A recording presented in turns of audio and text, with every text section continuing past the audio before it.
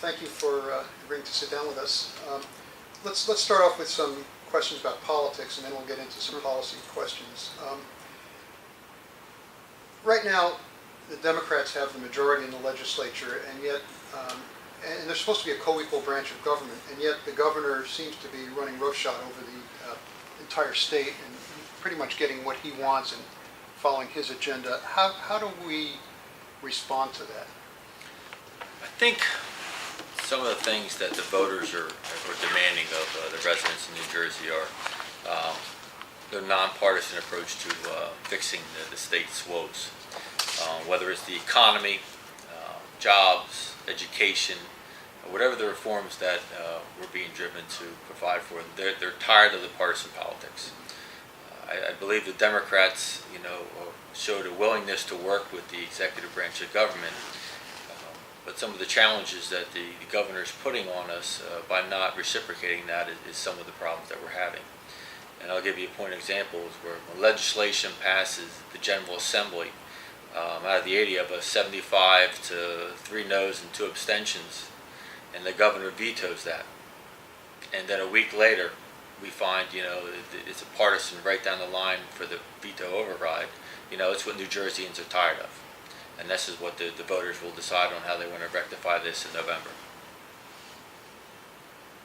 So typically, and I'll use pension reform as an example, the Republicans tend to vote in lockstep, and yet the Democrats tend to vote some with the Republicans and some with the Democrats. How does this impact the effectiveness of the party to advance its agenda? I believe the party's agenda, is the people's agenda. The Democrats are in charge now, and there's a lot of independent-minded individuals. I'm in District 14. We're very independent-minded. We have to be. That's the voter makeup. We have to listen to the voters, not just necessarily put together and put forth the party's platform.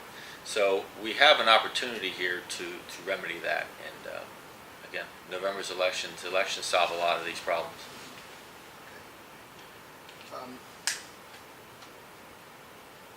The governor's pension legislation, as I said, has split the Democratic Party, with the leadership supporting what the governor calls reforms.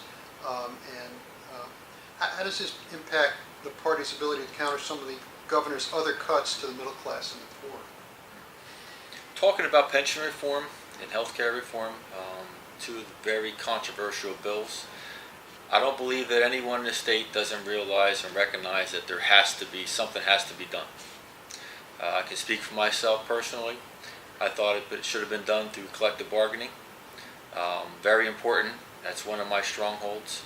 I believe that the unions, I believe that the legislature and the state of New Jersey, the residents know that something that needed to be done.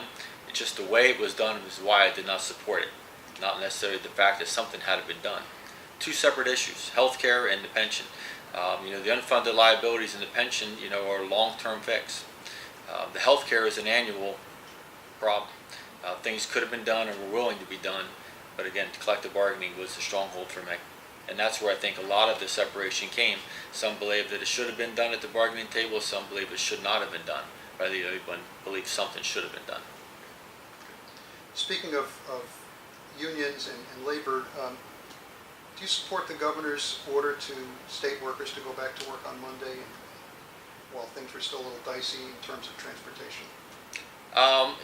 The order and mandate, when the governor is doing it, if there's a safety concern, if there's an emergency concern, not just, go to work, safety should always supersede anything. And I believe the workers and the unions recognize that.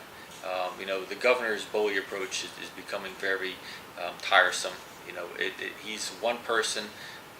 He's the executive leader in the state of New Jersey, but he doesn't control the legislative branch, and he needs to recognize that there wasn't a mandate for his values and his views to put forth going forward. He needs to start working with the residents and the legislature in New Jersey.